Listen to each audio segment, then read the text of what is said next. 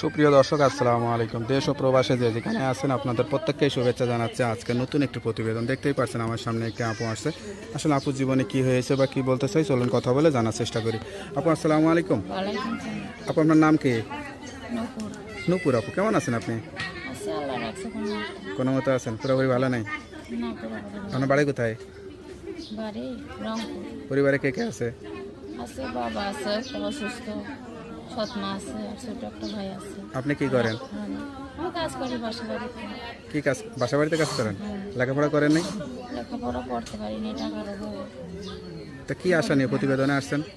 মনের মানুষ চাই ভালো একটা বিয়ে শাদী বসতেছে, যে আমার জীবন সঙ্গী হইব, দায়িত্ব নিব, হেল্প সহযোগিতা করবে, বিয়ে শাদী করবে। এর জন্য প্রতিবেদনের সামনে এসে কষ্ট নিয়ে খাইতে চলতে পারি না, তো খাইতে পারি না। তা মুখটা দেখাইলে সমস্যা কি? ভাই মুখটা দেখাইতে আমি শরম করে ভিডিওর